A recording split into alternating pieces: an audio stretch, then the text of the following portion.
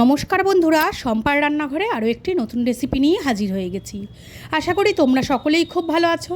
আজকে তোমাদের সাথে শেয়ার করতে চলেছি মিষ্টির দোকানের স্বাদে আলুর খোসা সমেত আলুর তরকারির রেসিপি। স্বাদে আর গন্ধে এই আলুর তরকারি কিন্তু মিষ্টির দোকানের থেকে কোনো অংশে কম নয়।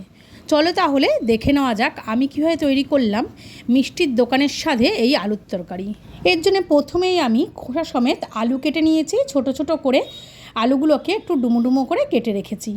আর এখানে 100 গ্রাম ছোলার ডাল আমি আগের দিন রাতেই ভিজিয়ে রেখেছিলাম।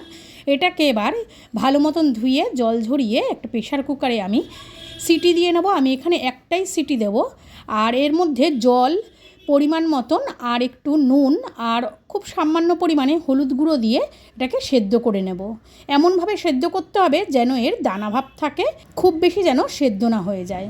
ডালটা সেদ্ধ হতে হতে এখানে তরকারির জন্য একটা ভাজা মশলা তৈরি করে নেব। তার জন্যে একটা কড়াইতে আমি নিয়ে নিলাম 1 চামচ সাদা জিরে, 1 চামচ ধনে, 2টো শুকনো লঙ্কা আর 4টে এলাচ, 1 টুকরো দারচিনি দিয়ে এটাকে শুকনো খোলায় আগে একটু আমি ভেজে নেব। সুন্দর একটা গন্ধ বেরিয়ে যাওয়া পর্যন্ত এটাকে ভেজে নিতে হবে। তারপর মিক্সির জার এটাকে গুঁড়ো করে রেখে দেব। এবার ওই একই কড়াইতে আমি দিয়ে দিলাম পরিমাণ মতন সাদা তেল। আর তেলটা গরম হয়ে যাওয়ার পর এর মধ্যে আমি একটা তেজপাতা ছিঁড়ে দিয়ে দিলাম। আর এখানে দিয়ে দিলাম একটা গোটা শুকনো লঙ্কা আর 1/2 চামচ 5 ফোড়ন। মিষ্টির দোকানের তরকারিতে 5 ফোড়নই দিয়ে থাকে। আর এখানে নিলাম 1 টুকরো আদা, এখানে 1/2 ইঞ্চির মতো আদা আছে। আদাটাকেও একটা ছোট গ্রেটারের সাহায্যে আমি এখানে গ্রেট করে দেব।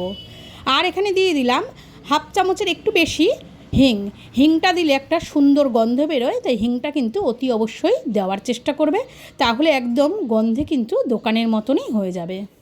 মশলাটাকে 2 মিনিট ভালো মতন ভেজে নেওয়ার পর এর মধ্যে এবারে কেটে রাখা আলুগুলো দিয়ে দেব। আলুটাকে দিয়েও মশলার সাথে ভালো মতন নাড়িয়ে নেব। আর এখানে স্বাদ মতন দিয়ে দেব নুন আর দিয়ে দেব 1/2 চামচের কম একটু হলুদ গুঁড়ো। তারপরে আবারও ভালো মতন আলুটার সাথে মশলাটাকে ভালো মতন মিশিয়ে নেব। গ্যাসের আঁচটাকে মিডিয়ামে রেখে আলুটাকে একটু ভেজে নেব। আর এই সময় কিন্তু কোনো রকম ঢাকনা দেব না। এর মধ্যে ডালটাও আমার সেদ্ধ হয়ে গেছে। আর ডালটাকে একটু চেক করে নিচ্ছি। দেখো ডালটা আমার কিন্তু বেশ গোটা গোটা রয়েছে, এদিকে গায়েও নরম হয়ে গেছে। এই রকমভাবেই ডালটা সেদ্ধ করে নিতে হবে। হাতে চাপ দিলে আবার ডালটা কিন্তু বেশ নরম হয়ে গেছে আর দেখতেও সুন্দর গোটা গোটা রয়েছে।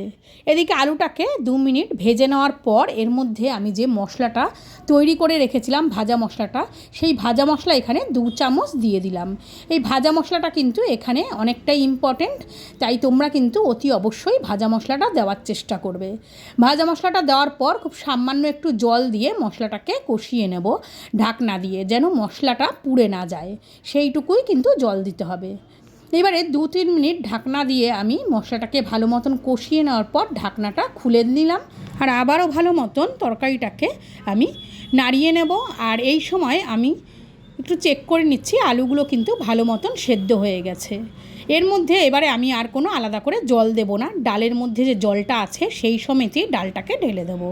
ডালটা দেওয়ার পর একটু নাড়িয়ে দেখে নিচ্ছি, যদি জল দেওয়ার প্রয়োজন পড়ে তাহলেই জল দেব, না হলে কিন্তু আর জল দেব না। আমার আর এই ডালে জল দেওয়ার প্রয়োজন নেই। এবারে এর মধ্যে দিয়ে দেবো 2টো চিড়ে রাখা কাঁচা লঙ্কা। এবারে গ্যাসের আঁচটাকে লো টু মিডিয়ামে রেখে এই ঝোলটাকে আমি 4 থেকে 5 মিনিট ঢাকনা দিয়ে ভালো মতন ফুটিয়ে নেব। 5 মিনিট বাদে ফিরে আসলাম। ঢাকনাটা তুলে আমি এই আলুর তরকারিটাকে আবারও ভালো মতন নাড়িয়ে নেব। আর ঝোলটা কিন্তু সুন্দর ফুটে উঠেছে। আলুগুলো আমি দেখে নিচ্ছি সুন্দর কিন্তু নরম হয়ে গেছে। আর সুন্দর এই আলুর তরকারির থেকে একটা গন্ধ বেরোতে শুরু করে দিয়েছে।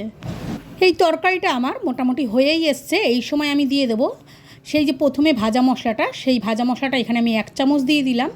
আর আমার একটু নুনটা কম মনে হচ্ছে, আমি একটু স্বাদটা দেখে নিয়েছি, তাই এখানে দিয়ে দিলাম একটু সামান্য পরিমাণে নুন আর 1 চামচ চিনি দিয়ে আবারও ভালো মতন আমি তরকারিটাকে নাড়িয়ে নেব। আমার এই আলুর তরকারি পুরোপুরি কমপ্লিট হয়ে গেছে। এবারে গ্যাস অফ করে আমি এটাকে নামিয়ে নেব। আর এখন একটু মনে হচ্ছে পাতলা পাতলা গরম অবস্থায় রয়েছে বলে, একটু ঠান্ডা হলে গেলে কিন্তু আর একটু জমে যাবে। রেসিপিটা আমার কেমন লাগলো কমেন্ট করে অবশ্যই জানিও। আর ভালো লাগলে একটা লাইক দিও, শেয়ার করো আর সাবস্ক্রাইব করতে ভুলো না। তাহলে আজকের মতো এটুকুই। সবাই ভালো থেকো, সুস্থ থেকো। খুব শীঘ্রই নতুন একটা ভিডিও নিয়ে আবারও তোমাদের সামনে হাজির হয়ে যাব।